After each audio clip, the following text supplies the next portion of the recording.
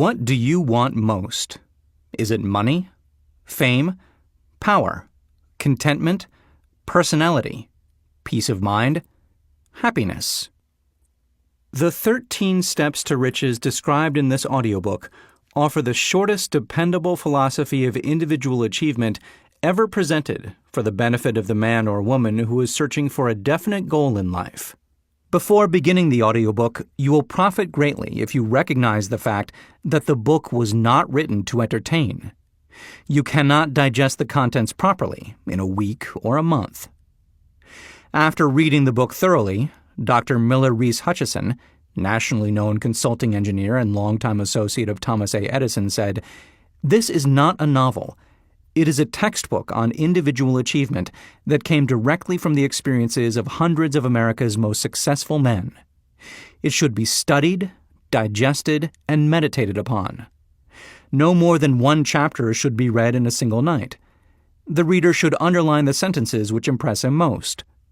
Later, he should go back to these marked lines and read them again. A real student will not merely read this book. He will absorb its contents and make them his own. This book should be adopted by all high schools, and no boy or girl should be permitted to graduate without having satisfactorily passed an examination on it.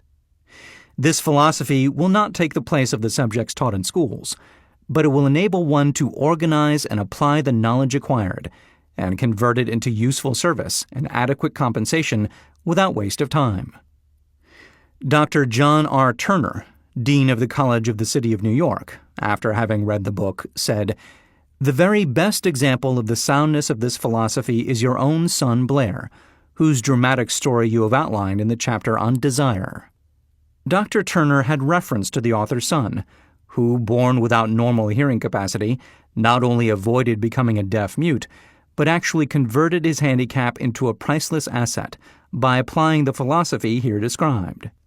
After listening to the story, you will realize that you are about to come into possession of a philosophy which can be transmuted into material wealth, or serve as readily to bring you peace of mind, understanding, spiritual harmony, and in some instances, as in the case of the author's son, it can help you master physical affliction. The author discovered, through personally analyzing hundreds of successful men, that all of them follow the habit of exchanging ideas through what is commonly called conferences. When they had problems to be solved, they sat down together and talked freely until they discovered, from their joint contribution of ideas, a plan that would serve their purpose.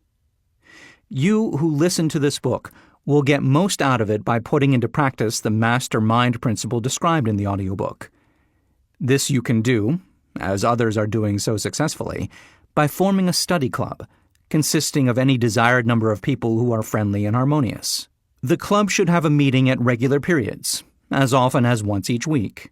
The procedure should consist of listening to one chapter of the book at each meeting, after which the contents of the chapter should be freely discussed by all members. Each member should make notes, putting down all ideas of his own inspired by the discussion. Each member should carefully read and analyze each chapter several days prior to its open reading and joint discussion in the club. By following this plan, every listener will get from the audio program not only the sum total of the best knowledge organized from the experiences of hundreds of successful men, but more important by far, he will tap new sources of knowledge in his own mind, as well as acquire knowledge of priceless value from every other person present. If you follow this plan persistently, you will be almost certain to uncover and appropriate the secret formula by which Andrew Carnegie acquired his huge fortune, as referred to in the author's introduction.